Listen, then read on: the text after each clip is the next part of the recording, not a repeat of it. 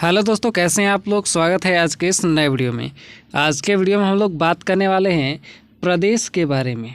ठीक है कि प्रदेश क्या है। प्रदेश देखिए, प्रदेश क्या है, प्रदेश का अर्थ क्या होता है, परिभाषा क्या होता है, प्रदेश की विशेषताएं क्या हैं और प्रदेश के प्रकार क्या क्या होते हैं। ठीक है, ये सब चीज़ें मैं आपको आज के वीडियो में अच्छे तरीके से समझाने वाला हूँ।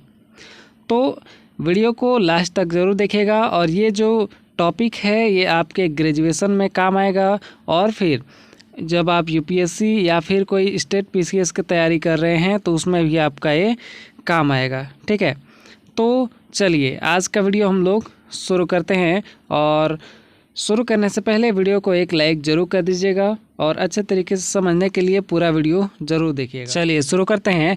और सबसे पहले जानेंगे हम लोग प्रदेश का अर्थ क्या होता है। ठीक है, प्रदेश को इंग्लिश में बोला जाता है रीजन। ठीक है, REGION रीजन।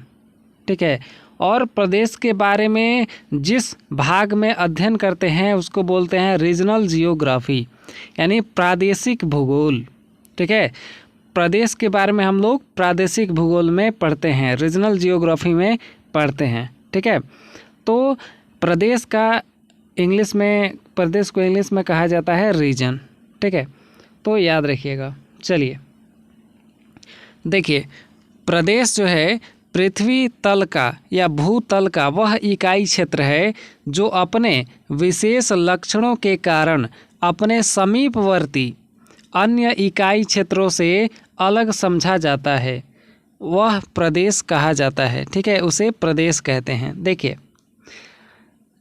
कुछ एरिया ऐसा होता है, ठीक है, पृथ्वी पर कुछ क्षेत्र ऐसा होता है जहाँ पर कि भौगोलिक चीज़ें जो है दूसरे क्षेत्रों से अलग पाई जाती हैं। कुछ विशेष भौगोलिक चीज़ें पाई जाती हैं, विशेष वायुमंडल पाया जाता है। ठीक है, विशेष मिट्टी पाई जाती है। तो इस तरह से कुछ विशेष कारणों के चलते, कुछ विशेष लक्षणों के चलते उस क्षेत्र को और क्षेत्रों से अलग मान लिया जाता है। ठीक है, अलग समझा जाता है, तो उसी को कहा जाता है प्रदेश। ठीक है, उसी को प्रदेश कहते हैं। चलिए प्रदेश की परिभाषा के बारे में जानते हैं। कुछ विद्वानों ने भी इसकी परिभाषाएं दी है। देखिए, प्रदेश की संकल्पना एक सक्रिय, परिवर्तनात्मक एवं गतिशील अवधारणा है।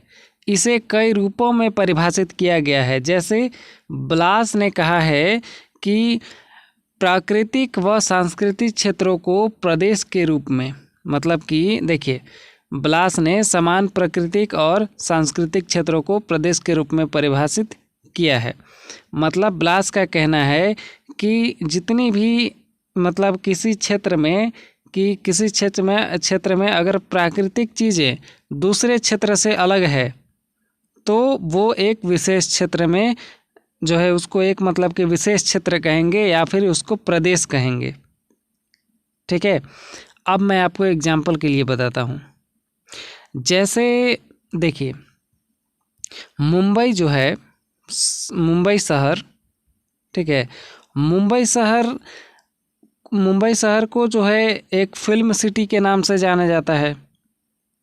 ठीक है, तो वह एक अलग प्रदेश हो गया। ठीक है, जैसे फिर इलाहाबाद है। ठीक, इलाहाबाद को पढ़ाई के लिए जाना जाता है। ठीक है, तो ये एक मुंबई से अलग प्रदेश हो गया। ठीक है, मतलब कि कुछ चीज़ें जो है क्षेत्र सांस्कृतिक रूप से भी अलग होती है, प्राकृतिक रूप से भी अलग होती है। ठीक है, तो इसी तरह से जैसे देखिए दिल्ली हो गया, तो दिल्ली पॉलिटिक्स के लिए जाना जाता है। ठीक है, तो वो एक अलग प्रदेश हो गया। तो इस तरह से कोई क्षेत्र जो है, जैसे अब धनबाद हो गया। ठीक है, झारखंड का ज़िला है धनबाद, तो वहाँ पर कोयला पाया जाता है। ठीक है, तो वो एक अलग प्रदेश हो गया। ठीक है, मतलब कि कुछ विशेषताओं के चलते कुछ क्षेत्र जो है अलग हो जाते हैं दूसरे क्षेत्र से, तो उसी को प्रदेश कहते हैं। ठीक है, रीजन, और उसको एक अलग नाम दे दिया जाता है। ठीक है, जैसे मान लीजिए कि धनबाद ही है तो वहाँ पर कोयला पाया जाता है, तो उसको कहते हैं कि ये एक कोयला प्रदेश है। ठीक है, यहाँ पर कोयला पाया जाता है। कोडरमा में अभ्रक पाया जाता है, तो उसको कहेंगे कि ये एक अभ्रक प्रदेश है। ठीक है, मतलब यहाँ पर एक अभ्रक पाया जाता है। ठीक है, अब ऐसा तो नहीं है कि सभी जगहों पर अभ्रक पाया जाएगा, नहीं, कोडरमा की ही एक विशेषता है कि यहाँ पर अभ्रक पाया जाता है। ठीक है, तो इस तरह से कुछ विशेषताओं के चलते जो है कुछ क्षेत्र दूसरे क्षेत्रों से अलग हो जाते हैं। ठीक है, उनको अलग तरीके से देखा जाता है। अब देखिए प्रदेश की विशेषताओं के बारे में जानते हैं। देखिए, पहली विशेषता है कि प्रदेश एक निश्चित अर्थ वाली क्षेत्र इकाई है जिसकी विशिष्ट स्थिति होती है। ठीक है, प्रदेश का निश्चित क्षेत्र विस्तृत होता है, मतलब कि प्रदेश का जो क्षेत्र है वो निश्चित रूप से मतलब कि विस्तृत होता है कि इतना किलोमीटर तक। मान लीजिए एग्जाम्पल के लिए मैं आपको बता रहा हूँ कि धनबाद के बारे में मैंने एग्जाम्पल लिया था, तो उसी को बताता हूँ। देखिए, धनबाद में मानिए कि 50 किलोमीटर की दूरी तक जो है 50 किलोमीटर के सर्कल में, रेडियस में जो है कोयला पाया जाता है। तो कोयला प्रदेश कितने क्षेत्र तक कहलाएगा? केवल 50 मीटर के क्षेत्र तक। ठीक है, मतलब 50 किलोमीटर के रेडियस तक। ठीक है, जितना क्षेत्र है उतना ही तक कोयला प्रदेश कहलाएगा। तो यह एक जो है प्रदेश एक निश्चित क्षेत्र तक ही फैला हुआ रहता है। ठीक है, चलिए अगला विशेषता है कि प्रदेश का निहित उद्देश्य के आधार पर अध्ययन किया जाता है। मतलब कि प्रदेश का अध्ययन जो है एक निहित मतलब उद्देश्य के आधार पर किया जाता है कि हाँ, यहाँ से हमें कुछ चीज़ें जो है विशेष मिलेंगी। चलिए अगली विशेषता है कि किसी न किसी प्रकार की समरूपता प्रदेश में होती है। एक उद्देश्य अथवा बहुउद्देश्य भी हो सकती है। मतलब कि जो प्रदेश है उसमें कि कुछ चीज़ें मतलब एक जैसी होती हैं। ठीक है, अब देखिए मान लीजिए कि एक ये दूसरा प्रदेश है और ये एक दूसरा प्रदेश है। ठीक है, तो इन दोनों प्रदेशों में भी कुछ समरूपता होती है, मतलब कि दोनों में कुछ सेम चीज़ें होती हैं, लेकिन कुछ चीज़ें अलग अलग होती हैं। ठीक है, हो सकता है कि यहाँ की मिट्टी सेम हो लेकिन वातावरण अलग अलग हो। ठीक है, तो इस तरह से कुछ प्रदेशों में समरूपता भी होती है। ठीक है, चलिए अगला है इसका आकार विस्तार अनियत प्रकार का भी हो सकता है। ठीक है, और इस प्रदेश में समीपवर्ती क्षेत्र के संदर्भ में स्पष्ट भिन्नता होती है। अगली विशेषता है कि प्रदेश की सीमाएं अस्थायी नहीं होती, वह अस्थायी होती है। उसमें समय के साथ परिवर्तन होते रहता है। ठीक है, जैसे मान लीजिए एग्जाम्पल के लिए कि ये एक प्रदेश है, इसकी एक अलग विशेषता है, तो वही विशेषता कुछ और क्षेत्रों में फैल गई। ठीक है, तो इस क्षेत्र का भी जो है क्षेत्र विस्तार बढ़ गया। ठीक है, इतना बड़ा हो गया। तो इस तरह से समय के साथ जो है प्रदेश की जो सीमा है वो घटती बढ़ती रहती है। ठीक है, प्रदेश का जो एरिया है, क्षेत्र है, क्षेत्रफल है, वो घटते बढ़ते रहता है। चलिए अगला विशेषता है फिर कि प्रदेश का स्वरूप आंतरिक तत्व के निरंतर गतिशील एवं सक्रिय रहने से विकसित होता है। जो पृथ्वी के जो धरती के अंदर जो आंतरिक तत्व होते हैं उसके गतिशीलता के कारण या फिर सक्रिय रहने से प्रदेश का और विकास होते रहता है। ठीक है, प्रदेश की व्याख्या तथ्यों एवं सिद्धांतों के आधार पर होती है। अगली विशेषता है प्रदेश की समस्याएं अलग अलग क्षेत्रों में अलग अलग होती है। ठीक है, कुछ समस्याएं जो हैं दूसरे क्षेत्र में अलग होंगी, कुछ समस्याएं दूसरे प्रदेश में अलग होंगी। ठीक है, प्रदेश का आकार इतना बड़ा होना चाहिए कि उसमें संसाधनों का दोहन किया जा सके।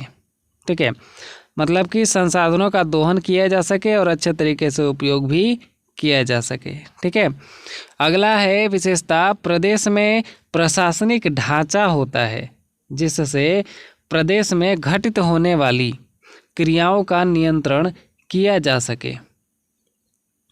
ठीक है, मतलब कि प्रदेश में एक अलग प्रशासन बना दिया जाता है ताकि सभी चीज़ों को नियंत्रित किया जा सके। अगला है, प्रदेश अपने अंदर निवास करने वाले लोगों की जीवन शैलियों का स्थैतिक रूप दर्शाता है। मतलब एक मान लीजिए, एग्जाम्पल के लिए मैं आपको बताया था इलाहाबाद।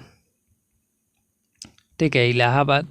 अब इलाहाबाद शिक्षा के लिए जो है पॉपुलर है, तो इलाहाबाद में मतलब कि इलाहाबाद के लोगों को जानते हैं हम लोग कि हाँ, वहाँ पर पढ़ने वाले लोग ज़्यादा रहते हैं। ठीक है, तो इस तरह से जो मतलब कि प्रदेश के देखकर, ठीक है, प्रदेश को देखकर भी हम अंदाज़ा लगा लेते हैं कि वहाँ पर किस तरह के लोग होंगे, उनकी किस तरह की जीवन शैली होगी।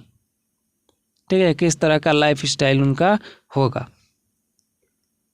चलिए अगला है, अगली विशेषता है कि प्रदेश आसपास के क्षेत्रों से किसी न किसी प्रकार से अलग ही रहता है। ठीक है, अलग रहता है और उसका विस्तार कितनी दूरी तक होता है, मतलब कि उसका विस्तार जो है उतनी दूरी तक होता है जितनी दूरी तक प्रभेद व्याप्त होता है। मतलब कि जितनी दूरी तक भिन्नता होती है उतनी ही दूरी तक जो है इसकी सीमाएं होती हैं, इसके विस्तार होता है। ठीक है, मैंने आपको बताया ही है। ठीक है, कि अगर मान लीजिए कि 50 किलोमीटर के रेडियस में कुछ अलग विशेषता है तो वो पूरा प्रदेश ही एक अलग होगा। ठीक है, चलिए कुछ प्रदेशों के बारे में मैं आपको बताता हूँ। ठीक है, कुछ प्रदेशों के बारे में मैं आपको बताता हूँ। ठीक है, ये प्रदेश के प्रकार में भी ये आप लिख सकते हैं। ठीक है, चलिए पहला है सांस्कृतिक प्रदेश। ठीक है, तो सांस्कृतिक प्रदेश हम किसे कहेंगे? तो देखिए, सांस्कृतिक प्रदेश वह क्षेत्र होता है जहाँ मानव समूह के सांस्कृतिक लक्षणों की पहचान होती है, जो एक क्षेत्र से दूसरे क्षेत्र में भिन्न होता है और इस भिन्नता से मानवीय क्रियाकलाप, व्यवसाय और स्थान के संगठन में विभेद विकसित होता है। इसी आधार पर सांस्कृतिक प्रदेशों का वर्गीकरण किया गया है। ठीक है, ध्यान दीजिए, सांस्कृतिक प्रदेश हम किसे कहेंगे? देखिए, जहाँ मतलब कि जिस प्रदेश में, ठीक है, जिस प्रदेश की पहचान ही सांस्कृतिक रूप से होती है कि मतलब वहाँ के लोग बहुत ही सांस्कृतिक होते हैं। ठीक है, एग्जाम्पल के लिए मान लीजिए कि ये एक प्रदेश है और हम कहते हैं कि यहाँ के जो लोग हैं, ठीक है, यहाँ के जो लोग हैं वो बहुत ही सांस्कृतिक हैं, बहुत ही सहज स्वभाव के होते हैं। तो ये एक उस प्रदेश की विशेषता हो गई, तो सांस्कृतिक प्रदेश इसे हम कह सकते हैं। ठीक है, तो सांस्कृतिक प्रदेश में क्या होता है कि वहाँ के लोग जो है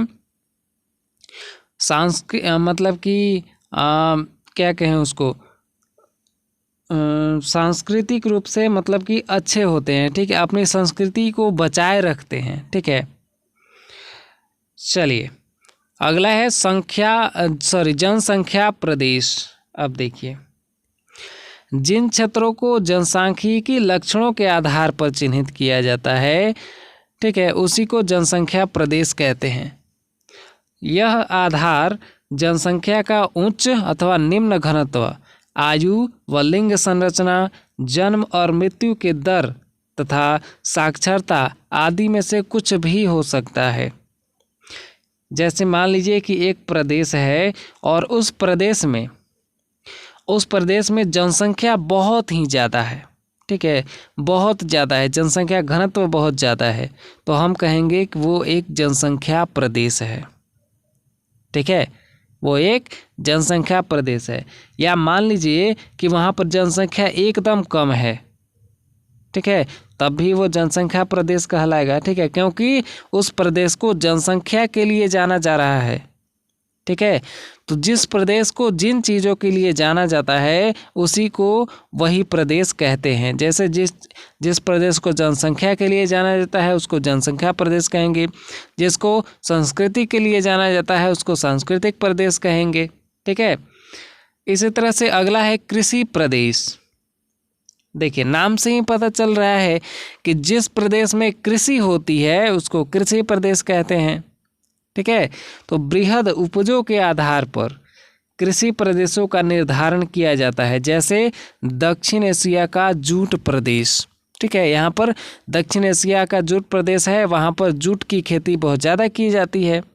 ठीक है, जूट की कृषि बहुत ज़्यादा की जाती है, इसलिए उसको एक अलग जूट प्रदेश के नाम से जाना जाता है। ठीक है, चलिए अगला है भाषाई प्रदेश। देखिए भाषाई प्रदेश का मतलब है कि भाषा सांस्कृतिक प्रादेशिकरण का एक अन्य लक्षण है। भाषा सांस्कृतिक प्रादेशिकरण का एक अन्य लक्षण है। संसार के भिन्न भिन्न भागों एवं समाजों में अलग अलग भाषाओं के आधार पर प्रदेशों का निर्धारण किया जाता है, जैसे इंडो ईरानियन, साइनो तिब्बत। ठीक है, अब मानिए कि ये एक प्रदेश है या फिर कोई देश है। ठीक है, मानिए कोई देश है, वहाँ पर दूसरे सभी देशों से एक अलग भाषा जो है, एक अलग भाषा बोला जाता है। ठीक है, एक अलग भाषा का प्रयोग किया जाता है, तो हम उसको कहेंगे भाषाई प्रदेश। ठीक है, क्योंकि वो प्रदेश अपने भाषा के लिए अलग जाना जाता है। ठीक है, वो उस प्रदेश की विशेषता है भाषा, इसलिए हम कहेंगे कि ये एक भाषाई प्रदेश है। ठीक है, चलिए अगला है धार्मिक प्रदेश। धार्मिक प्रदेश का मतलब है कि जो प्रदेश धर्म के लिए जाना जाता है।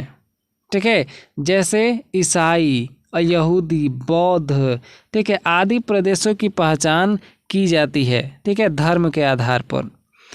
तो मान लीजिए कि किसी देश में या किसी प्रदेश में वहाँ के लोग अलग धर्म के पाए जाते हैं और केवल एक ही धर्म के पाए जाते हैं।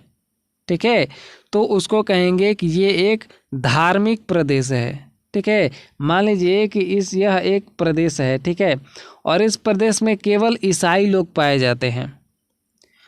ठीक है, केवल ईसाई लोग ही रहते हैं, तो हम कहेंगे कि ये एक धार्मिक प्रदेश है। कोई और प्रदेश है जिसमें केवल बौद्ध धर्म को मानने वाले लोग रहते हैं, तो ये भी एक धार्मिक प्रदेश होगा। ठीक है, मान लीजिए कि कुछ में यह जो है हिंदू धर्म वाले लोग रहते हैं, तो हम उसको धार्मिक प्रदेश कहेंगे। ठीक है, हमारा भारत जो है वो भी धार्मिक प्रदेश जो है, धार्मिक प्रदेश ही है। जैसे यहाँ पर जो है हिंदू, मुस्लिम, सिख, ईसाई ये सब के लिए जाना जाता है। ठीक है, मतलब कि जो भी प्रदेश धर्म के लिए जाना जाता है उसको धार्मिक प्रदेश कहेंगे। ठीक है, चलिए अगला है आर्थिक प्रदेश। देखिए ये क्षेत्र के संसाधनों एवं आर्थिक क्रियाओं के आधार पर निर्धारित किए जाते हैं। आर्थिक प्रदेश नियोजन में लाभदायक होते हैं। देखिए मान लीजिए कि कोई प्रदेश है, ठीक है, जहाँ पर कि संसाधन बहुत ज़्यादा पाए जाते हैं, जहाँ पर कि धरती के नीचे जो क्या कहें उसको धरती के नीचे खनिज ज़्यादा पाए जाते हैं, जहाँ पर संसाधन ज़्यादा पाए जाते हैं, या जो प्रदेश पैसों के लिए जाना जाता है, ठीक है, जैसे जापान का टोक्यो, ये सभी महंगे शहर हैं, तो यहाँ पर आर्थिक प्रदेश इसको हम बोल सकते हैं। ठीक है, हमारा मुंबई जो है उसको भी हम लोग आर्थिक प्रदेश कह सकते हैं, क्योंकि वहाँ पर जो है बिजनेस बहुत ज़्यादा चलता है। ठीक है, वहाँ पर आर्थिक क्रियाएं बहुत ज़्यादा होती हैं, इसलिए हम उसको आर्थिक प्रदेश कह सकते हैं। चलिए अगला है फिर औद्योगिक प्रदेश। तो नाम से ही सब पता चलता है कि जो प्रदेश औद्योगिक चीज़ों के लिए जाना जाता है उसको औद्योगिक प्रदेश कहेंगे। ठीक है, जैसे मुंबई से अहमदाबाद हो गया, और मद्रास, कोयम्बटूर। यहाँ पे देखिए मुंबई अहमदाबाद प्रदेश है, ठीक है, मद्रास कोयम्बटूर प्रदेश है। ठीक है, तो ये सभी एक अलग प्रदेश के नाम हैं। ठीक है, जो कि औद्योगिक चीज़ों के लिए जाने जाते हैं। केवल मुंबई नहीं है, अलग आपको नहीं पढ़ना है मुंबई, ठीक है, मुंबई और अहमदाबाद, ठीक है, इस तरह से मुंबई अहमदाबाद प्रदेश, मद्रास कोयम्बटूर प्रदेश, ठीक है, तो ये सब जो हैं औद्योगिक प्रदेश के नाम से जाने जाते हैं। ठीक है, तो आई होप कि आपको यहाँ तक सब कुछ अच्छे से समझ में आ गया होगा। पीडीएफ अगर चाहिए तो आप लोग टेलीग्राम चैनल ज्वाइन कर सकते हैं, ठीक है, उसका लिंक मैं आपको डिस्क्रिप्शन में दे दूंगा, ठीक है, वहाँ से आप लोग टेलीग्राम चैनल ज्वाइन कीजिए और टेलीग्राम पर ही आपको जो है पीडीएफ मिल जाएगा। तो चलिए मिलेंगे अब हम नेक्स्ट वीडियो में, और वीडियो कैसा लगा कमेंट करके ज़रूर बताइएगा, और अच्छा लगा हो तो लाइक ज़रूर कर लीजिएगा। ठीक है, मिलेंगे नेक्स्ट वीडियो में, तब तक के लिए धन्यवाद।